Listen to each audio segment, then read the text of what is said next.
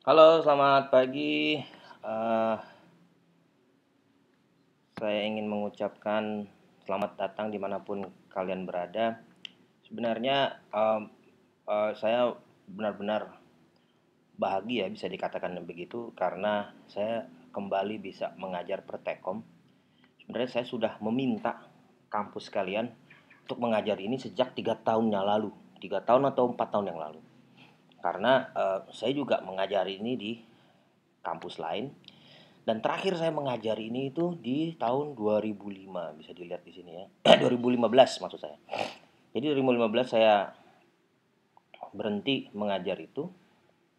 Artinya 2016, 17, 18, 19 baru bisa mengajar lagi tahun 2020. Sekitar berapa tahun tuh? 4 tahun. 4 tahun saya bisa mengajar lagi.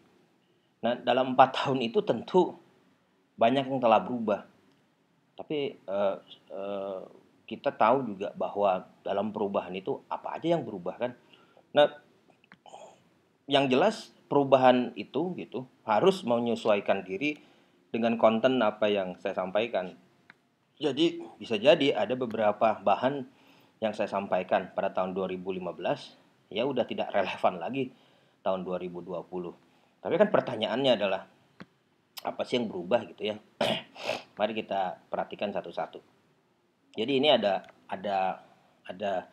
sebuah asumsi bahwa ada yang dulu, ada yang sekarang, dan kemudian ada juga yang di masa yang akan datang.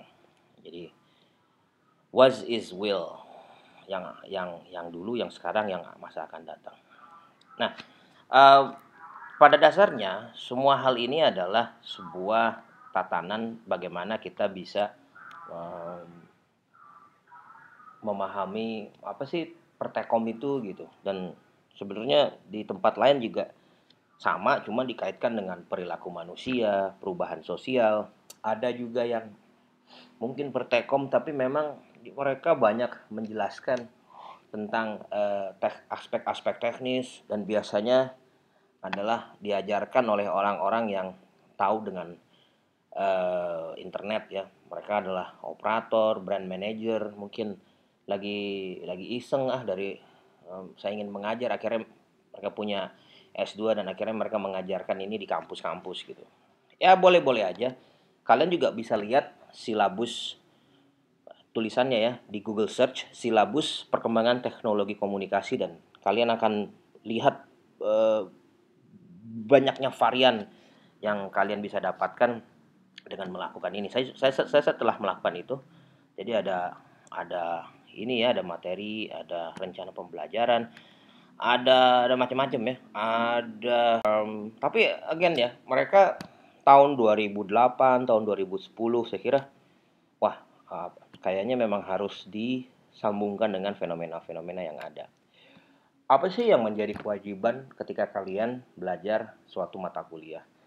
Um, Mahasiswa itu bisa mampu merasionalisasikan dan mereka bisa berargumentasi dan kedua mereka bisa memahami esensi atau filsafat di balik itu. Apa sih filsafatnya? Nah, filsafatnya itu adalah uh, mereka memahami hakikat. Jadi hakikat dari teknologi komunikasi itu apa gitu kan ya. Dan ada yang kena jebakan Batman juga. Jadi terperangkap dengan aspek teknis gitu. Ya, itu nanti kita kita pelajari itu. Mereka kalian ya, mereka itu adalah kalian memahami cara untuk menulis. Jadi itu perbedaan S1 dengan SMA. Menulis itu ya berargumentasi. Menulis itu adalah hasil dari pemikiran. Nah, ini adalah tujuan instruksional khususnya ya, memahami teknologi secara sosiologis. Jadi kalau memahami teknologi secara teknis yaitu hobinya masing-masing sih. Kalau dalam komunikasi ya kita boleh bercerita dikit tentang teknis tapi implikasi terhadap perilaku manusia, terhadap persepsi manusia, terhadap keadaan sosial, budaya, ekonomi ya itu yang lebih penting. Ya, jadi bagaimana kemudian media mempengaruhi dinamika-dinamika tersebut. Kalau misalkan kita berkutat dengan masalah sekarang lagi rame nih 5G or 4G kan gitu kan atau 6G gitu. nanti kita akan tahu bahwa ternyata kita itu udah secara teknologi sudah ada 7G sebenarnya. Tapi komitmen para konsorsium untuk mau menggunakan teknologi itu gimana? Tapi karena Apple sudah mengeluarkan 5G ya, udah kita akan melalui secara bertahap gitu. Atau mungkin bisa jadi itu adalah sesuatu yang disesuaikan dengan keadaan manusia. Nanti kita akan belajar lagi tentang itu. Mahasiswa manfaatnya tahu terhadap kepentingan bersama, memajukan dan mengembangkan penggunaan yang tepat guna. Jadi kalau misalkan teknologi hanya dipakai main gitu ya, Among Us, PUBG, Mobile Legend, kan pertanyaannya adalah, oh iya terus bisa nggak menciptakan sektor ekonomi baru? Kan sebenarnya itu yang kita pertanyakan. Terus sumbangsih investasi dan pembelian aset dari sektor ini bagaimana, itu yang menurut saya. Dan bagaimana melakukan promosi terhadap e-sport misalkan, klasifikasi apa gitu kan. Nah, itu yang kita akan bahas di sini. Ini adalah rangkaian eh, yang saya gunakan dari tahun 2015 sampai 2020. Saya menggunakan pertanyaan aja bagaimana gitu ya. Jadi ini lebih relevan. Oke. Dan kemudian ini adalah tantangannya apa. Nah, ini saya kemarin dapat pertanyaan dari kawan kalian, apa yang harus kita persiapkan kan gitu ya. Yang dipersiapkan tuh sikap dan persepsi dan keadaan pikiran gitu ya. Uh, kalau kita mempersiapkan alat gitu kan, tiap tahun alatnya berubah. Makanya banyak perusahaan tidak pernah berinvest pada alat, mereka lebih baik menyewa alat. Biarkan pemeliharaan dan pembelian alat itu di departemen lain gitu. Karena membentuk divisi khusus yang ngurusin alat itu berat. Ini mending kita nyewa aja, nyewa mobil, nyewa peralatan, itu masuk akal sih. Tapi kalau misalkan memang ada alat core yang akan dipakai terus, ya silahkan, boleh juga membuat divisi baru. Tapi kalau misalkan cuma mobil, ya kan, cuman proyektor apa, lebih baik kita sewa aja. Nah itu sejauh mana kita mau komitmen melakukan itu, yaitu balik lagi kepada kepemimpinan. Nah itu dia, bagaimana kemudian teknologi komunikasi mempengaruhi kepemimpinan, itu juga sesuatu yang harus kita pahami bersama gitu ya. Oke, paham ya. Nah, kita akan melihat fenomena. Nah, fenomena ini kebanyakan adalah sejarah. Sejarah itu yang ya kita tengok-tengok ke belakang 10 tahun, 15 tahun kayak seperti apa. Dan yang paling penting adalah teorinya apa. Ini paling penting. Teori dalam hubungannya dengan teknologi itu apa. Kalian akan mendengarkan determinism, akan mendengarkan technological convergence, kalian juga akan mendengar diffusion of innovation. Nah itu bagaimana menjelaskan masalah teknologi, inovasi, dan khususnya teknologi komunikasi. Dan yang paling penting adalah pertanyaan kenapa. Kenapa perilaku manusia berubah, ya kan? Kenapa aspek teknisnya juga bermain dalam perubahan tersebut, ya kan? Nah ini penting banget nih. Kenapa itu akan menjadi core, akan menjadi kalau orang menyatakan hakikat atau filsafat dari pada suatu kajian tertentu. Mulai dari kenapa, bagaimana, dan apa kan gitu. Jadi kita jangan membicarakan terlalu banyak membicarakan apa itu 5G, apa itu internet, apa itu sosial media, apa. Sekarang pertanyaan adalah bagaimana itu memiliki peran dalam merubah persepsi manusia, merubah keadaan manusia dan sebagainya. Kalau kalian bisa lihat di sini ya, bahwa tiga aspek ini saya buat seperti ini ya. Jadi yang paling akhirnya adalah membentuk sikap. Sikapnya seperti apa? Nah ini adalah tahun 2015. Yang banyak ini saya perkecil dan bagaimana dan kenapa. Apanya ya apanya akan dibahas. Dari bawah ya, kita baca dari bawah kenapa, bagaimana, nah apanya ya itu yang kita akan bahas.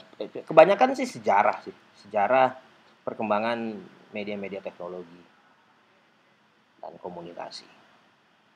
Tahun 2015 kita bicara Snowden, dan kalau Snowden itu di sebelah kanan, bila kalian tahu siapa yang di sebelah kiri, ada yang tahu? Dia adalah orang yang menciptakan WikiLeaks, dan juga uh, dia merubah keadaan politik di dunia ini dengan menggunakan teknologi. Ada film yang bisa kalian tonton, namanya The Fifth State. Kita lihat ya, Fifth State.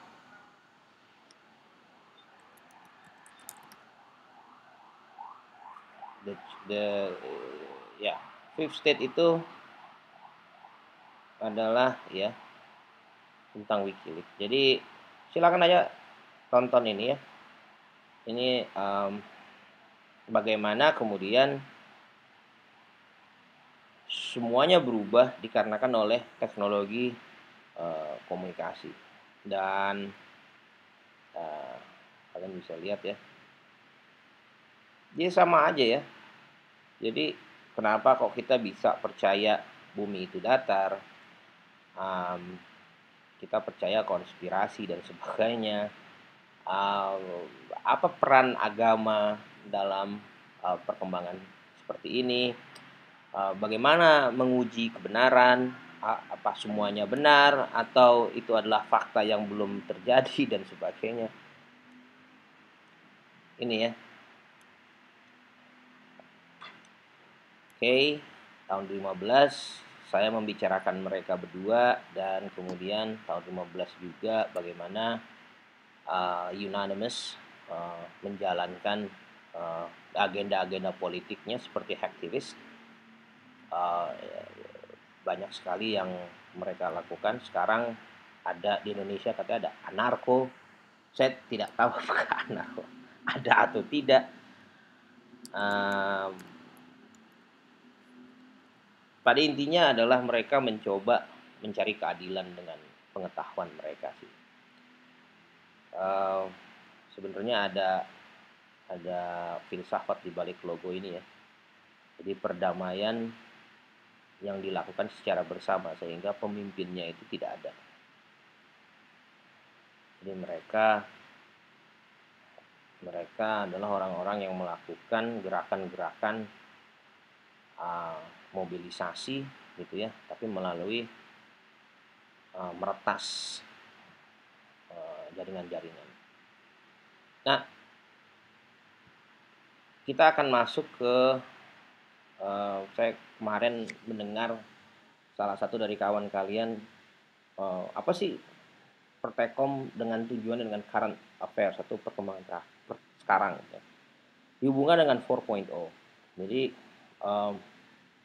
kita bisa lihat sangat banyak amat dikaitkan dengan masalah industri 4.0. Industri 4.0 ini adalah industri mana kita sudah menggunakan lebih banyak tenaga komputer gitu ya. Kita bisa lihat di sini ya. Jadi ketika yang pertama adalah melalui STEAM, yang kedua adalah mass production, yang keempat adalah adopsi komputer dan otomasi, smart autonomous system fueled by data and machine learning. Nah, kita akan menggunakan AI, kita akan banyak menggunakan otonomi, jadi kita akan berhubungan dengan mesin-mesin yang bisa berjalan sendiri, ya, mesin-mesin yang berjalan sendiri. Yang kalau kalian nonton di film-film mereka kemudian menyadari kehadiran manusia ini mengganggu dan sebagainya ya, itu adalah narasi-narasi besar bahwa kita memang akan ke sana dan bahkan melampaui itu gitu. Mereka sudah mulai fobia dengan terhadap mesin-mesin gitu. Jadi menariknya ya, tahun 2020 ini gitu, tahun 2020 ini kita baru mengenal 4.0 itu 2 tahun, nah, karena baru dipopulerkan tahun 2018. Artinya tahun 2015 di mana saya terakhir mengajar Pertekom itu belum dipopulerkan.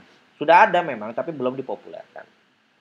Dan bahkan mungkin sudah masuk ke industri 5.0 dan sebagainya. Orang membicarakan itu. Tapi kita akan melakukan itu step by step. Sekarang apa sih kok bisa mengarah ke sana?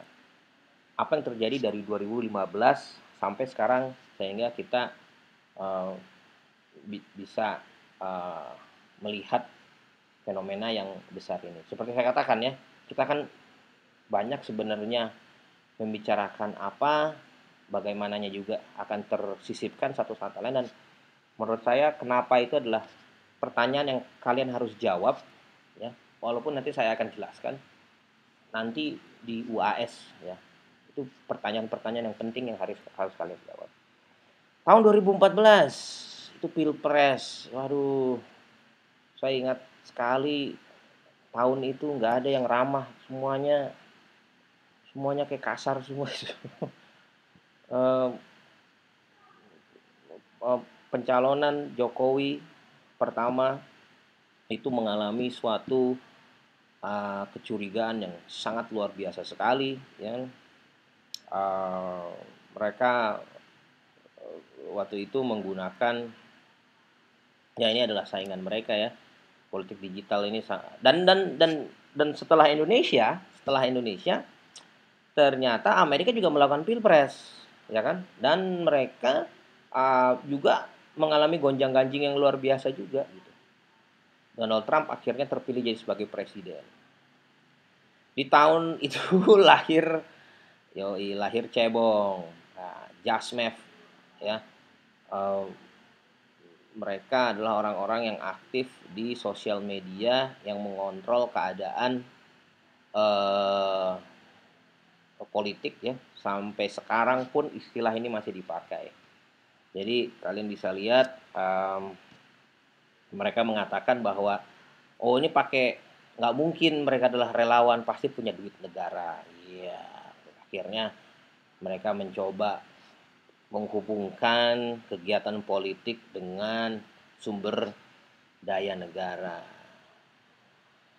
Jadi 3 shift ya. Mereka bertanya, duitnya dari mana? Duitnya kalau nggak korupsi ya dari asing kan gitu kan. Ternyata enggak ya. Kebanyakan Jasmev itu tidak dibayar. Adapun yang dibayar itu mereka adalah ada kelompoknya yang lain gitu. Dan dengan cebong ada kampret. Ya, ternyata kalau dipikir-pikir orang-orang ini juga adalah orang-orang yang memiliki kesadaran tidak dibayar. Saya yakin mereka tidak dibayar, apalagi kalau ini sebagian mungkin dibayar, kalau ini nggak dibayar. Bayangkan mereka dengan hanya modal seperti itu ya, hanya modal kepercayaan dan keyakinan saja bisa tuh gitu menyeimbangkan tenaga yang mendapatkan sumber daya yang lebih sehat. Nah, ini mereka tidak mendapatkan sumber daya atau gizi pakan yang kurang baik, tapi mereka bisa menyeimbangi. Nah, ini dia Trio Macan 2000, kalau kalian ada yang tahu. Dia adalah orang yang berspekulasi banyak tentang keadaan di Indonesia. Ditangkap setelah terpilihnya Presiden Jokowi. Ya, Trio Macan 2000. Jadi mereka orang-orang yang sebenarnya smart, tapi mereka adalah orang-orang juga yang yang yang gegabah juga gitu. Tahun 2014, 15, 16, 17 kita kemudian mulai diberikan pemahaman baru, itulah hoax, kalau yang disebut dengan post truth. Kita kalau di Amerika hoax itu dihubungkan selalu dengan cerita hantu, kemudian atau cerita-cerita yang sulit dipercaya. Di Indonesia hoax itu adalah berita palsu. Jadi di Amerika juga banyak berita palsu, fake news gitu ya, misinformation.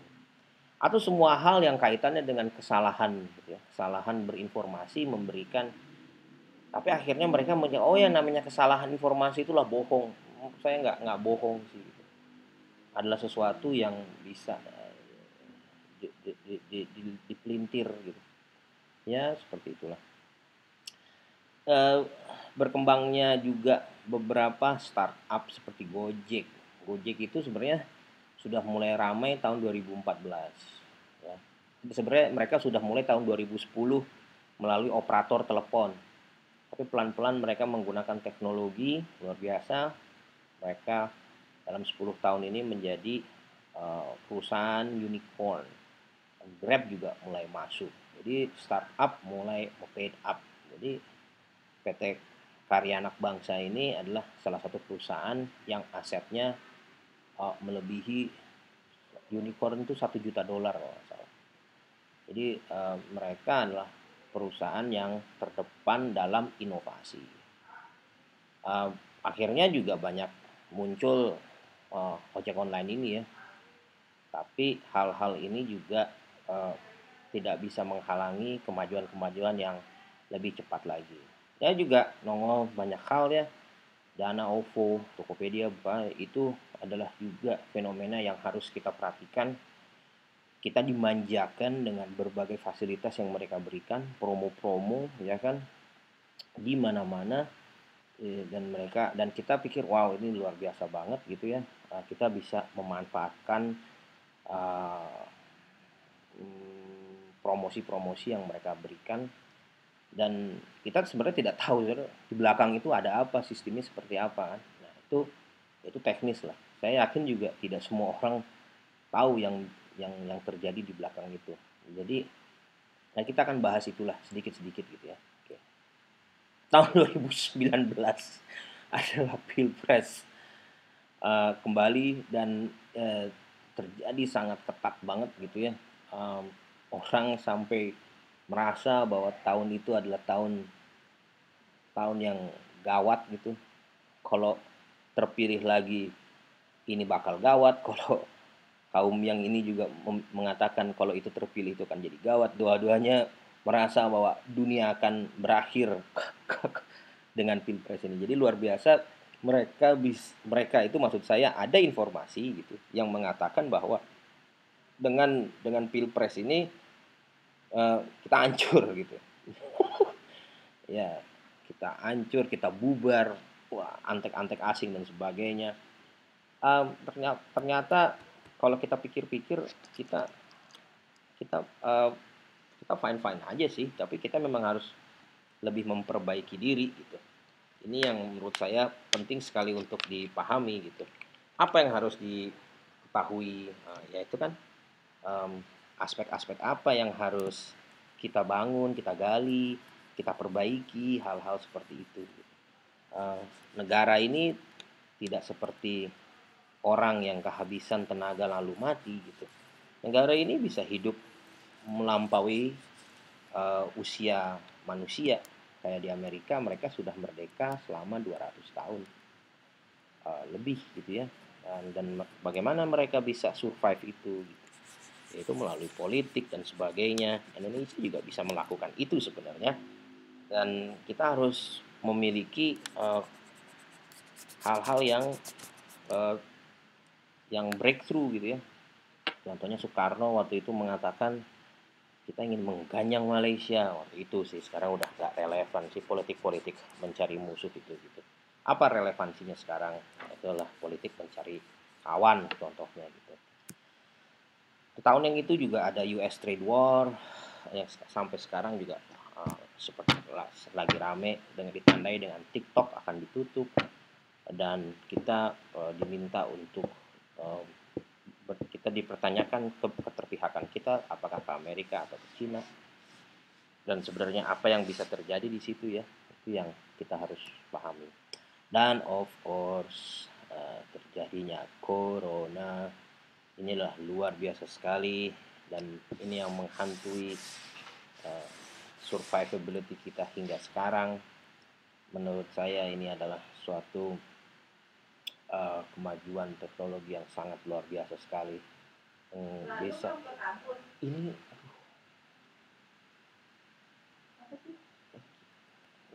lagi ini adalah Mohon maaf tadi ada gangguan. Jadi, mmm, sekarang kita sudah masuk ke, era di mana orang sudah mulai berekspresikan diri gitu, dan ini, mmm, sangat luar biasa sekali. Kita bisa melihat, eee, mmm, orang yang kemudian berusaha menyampaikan aspirasinya gitu ya, walaupun di tengah corona. Eee, Ekspresi-ekspresi anak muda sudah mulai berubah. Dulu mungkin kita bicara masalah, apa ya, kesadaran, mobilisasi, sekarang kayaknya lebih ke arah lucu-lucuan gitu. Tapi no problem menurut saya.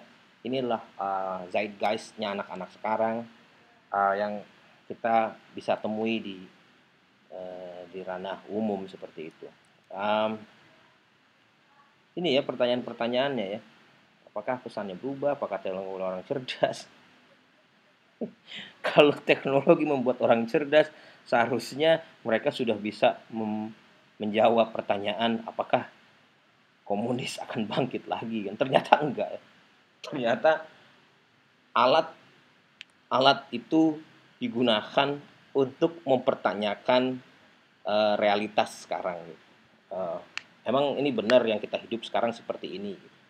Apakah ada suatu kekuatan besar yang mengatur kita semua kan seperti itu, dan itu menunggu waktunya untuk bangkit dan memporak-porandakan kita semua. Ya saya kira ya Anda harus bisa paham sendiri gitu. Saya kira kekuatan-kekuatan ini selalu ada, dan kalau kalian lihat sendiri gitu, itu terdapat dalam simbol-simbol dan bahkan yang sudah ter-embedded dengan perilaku manusia gitu.